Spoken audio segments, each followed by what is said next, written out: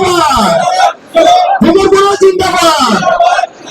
भुमरगिरि जिंदाबाद इउपिपिएल जिंदाबाद जोंनि बे थांखियानो जाहैबाय जे बिटिआर ओनसोलाव गोजोन खौसेथि आरो डेभेलपमेन्ट जों बेखौ नोजोर बोनानै जोङो बेयाव जइन जाफैदों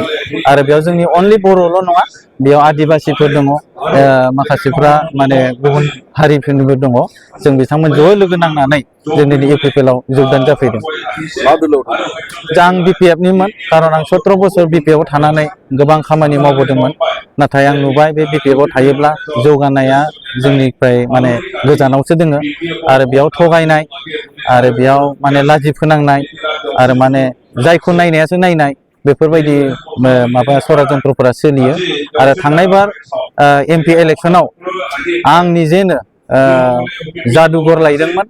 जाहा बिथां हाग्रामा महिला सारनि थिननायाव आं बिश्वनाथ सारिआलिसिम गारि सालायलांदोंमोन आंनो ड्राइभारमोन आरो बे जादुगरखौ लाना फैनानै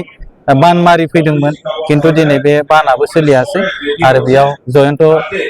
बिथाङा देरहासार जानो हादों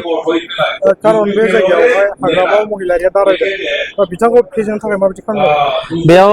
जों ओरैबायदि थांखि लाबाय जिहेतु जोंहा जों जितु सोलोंथाइखौ लानानै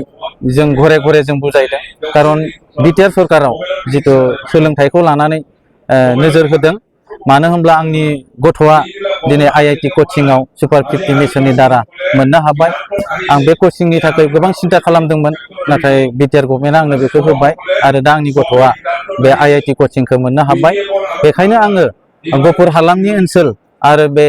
सनितपुरनि ओनसोलनि बर' रायजो राजा आरो बिश्वनाथ सारिआलिनि रायजो राजा बिथांमोनखौबो आं गोसो गोथारै बरायदों दिनै सरकारा बेनो थाफिनबाय अमित शाह बिथांजों जि गोरोबलायनाय आरो सरकार दाफिननाय बे सरासनस्रा जाहा जाखाबाय बेखायनो बेयाव नांगोला बेयाव देरहानो हानाया गैखाला गोबां पार्टी फैनानै गोदै गोदै राव बुंब्लाबो जोंखौ माने फिदिंनो हानाया गोब्राबसै आं उदालगुरिनि आंनिया भटार्सआ बेयाव नङामोनब्लाबो आं दिनै बेयाव जइन जाबाय आरो उदालगुरि गबिन्द सार बिथाङाबो देरहागोन निस्सय नीलु स्वर्गियारी बिथाङाबो देरहागोन आरो मा होनना बुङो बेखौ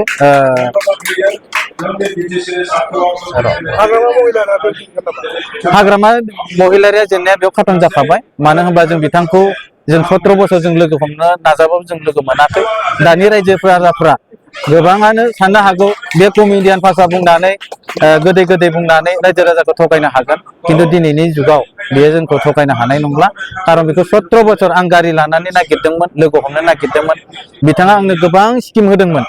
किन्तु बे स्किमफोरनि बिलफोरखौ आं मोननो हायासै दिनै आङो दुखिया जाबाय आं गोरिब जाबाय आंनि लंपेन्ट गस्ला दिनै मोजां नंला आं सासे कन्ट्रेक्टरमोन आंखौ बेबायदि थगायबाय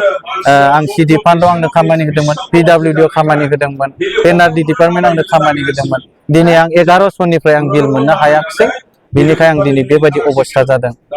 बे समस्थियाव बिरदाव मुसाहारिया केम्पिं खालामनायखौ नुनो मोनदों गतिके बिथाङा माबायदि रायजो राजानि अननाय मोनगोन आरो नोंथांमोना बेनि गेजेराव माबायदि खामानि मावो बिरदाव बिथांखौथ' आं सिनाय मोनो बिथाङाबो आंखौ सिनाय मोनो किन्तु बिरदाव हिसाबै आं बिथांखौ आंनि पार्सनेलि हिसाबै आं बिथांखौ अनुरद खालायदों रायजो राजाखौ जोङो बेबायदि थगाय थसि खालामबाय थानाया मोजां नङा मानो होनब्ला बिथाङाबो इउपिपिएलनिनो सासे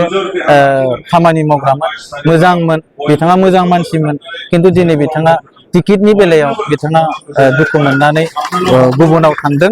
आं बिथांखौ आखाइ खबजबनानै खावलायदों नोंथाङा जेरैनो दोङो ओरैनो सिरि थानायानो आंनि थाखायबा मोजां आरो दिनैनि दिनाव रायजो राजाया नोंथांखौ जोङो सापर्ट होनाय नङा